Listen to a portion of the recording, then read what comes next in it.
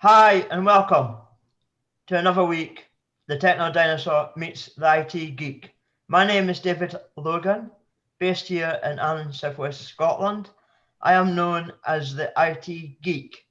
I am the guy for the home worker, takes the jargon out of technology so they can work efficiently.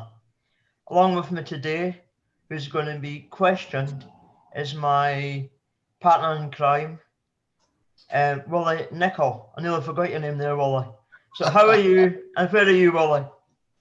I'm very well, David. You must be getting stressed, so it's good we're going to be talking a wee bit about that. I'm Willie Nicol, the Techno Dinosaur, also the life coach. I'm based in Troon, South Ayrshire, Scotland. Fantastic. I think I've got what you call it, Zoom fatigue. I've been Zooming all morning. That might be have a slight factor in me forgetting your name, or it might be getting back into the coffee. This week, Willie, I have a question for you. How does sleep, maybe this is my problem, how does sleep affect stress? Is there any side effects? That's a good question, David. And you won't be surprised to hear that I've done a bit of research. Nothing I really didn't know before, but sleep and stress are linked. They're almost intertwined. And it's a catch-22 chicken and egg situation. So if you're stressed, it's likely you won't get deep restful sleep or not enough of it. And if you don't get enough sleep, it's liable to increase your stress levels. So it's a double whammy, if you like. A double whammy. So can you just repeat that again? So you get too much stress, too much sleep, you can be overstressed, but if you get too little, you can still get stressed. No, too little sleep and it's liable to increase your stress. And stress can lead to getting too little sleep. So if you're stressed, you're probably not going to sleep well at night.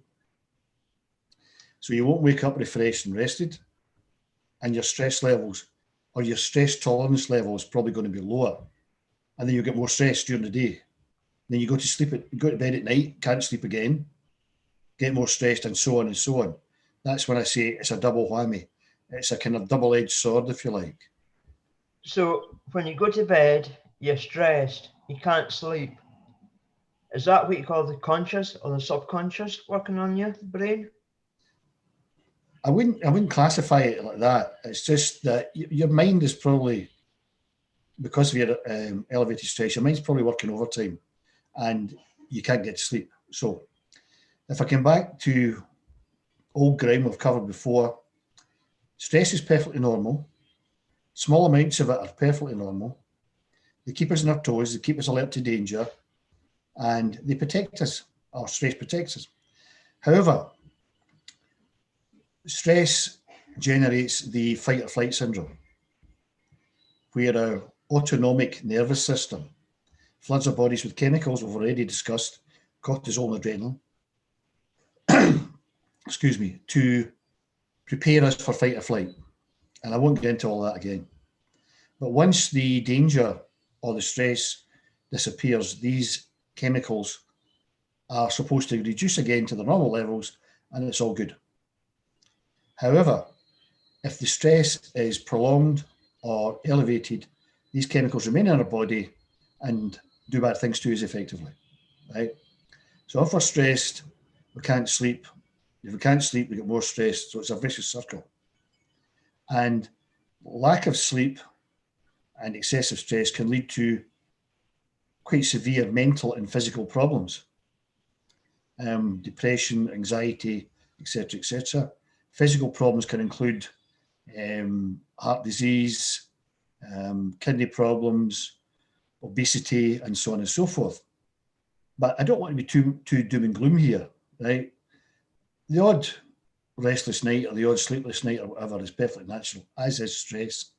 But it only is or can become a problem when it is prolonged. Too much stress, can't sleep, too much stress. And with all the chemical and physiological things that happen within our bodies, we can end up in bad shape. Fantastic. Anything else we should know?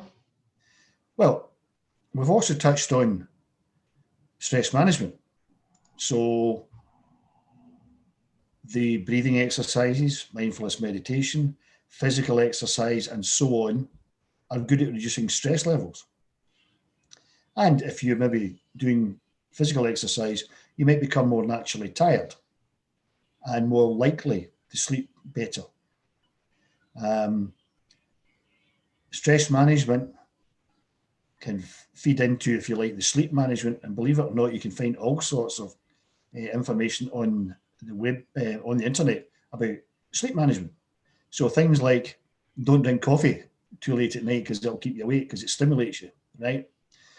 Don't watch too much television or engage with your mobile, going to social media because it stimulates your brain. And then when you get to bed, your brain can't switch off and let you go to sleep.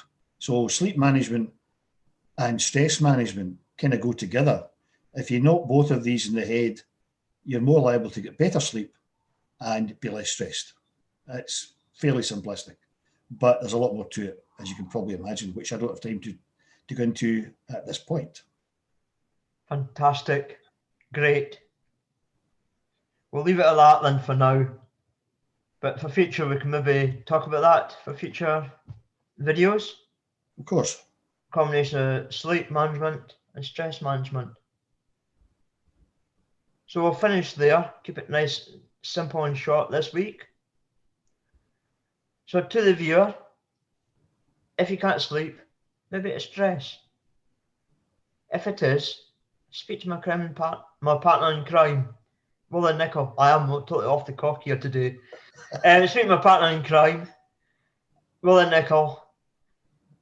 Please, if you've got any suggestions, any questions, stress related, phobias, tentacle, drop a comment below. Technology, computers, they're great, but if they don't work, you get stressed. Between the two of us, we can help you. So please drop comments below, send us a private message, either of us, connect to us, feel free, give us a shout. One last thing before I let you talk, Willie. YouTube, we're looking for 100 subscribers. Please subscribe down here. We're at increasing week in, week out. We're still looking for 100 subscribers. Remember, Twitter, Facebook, we've got a website now, LinkedIn. Get yourselves there, see the videos, have a great weekend. Cheerio, I'm out. Over to you, Willie. Thank you, David. When you said YouTube, back in my day in the police in Glasgow, a term of derision was YouTube. However, that was a long time ago. So to the viewer, stay safe, keep well. Bye for now.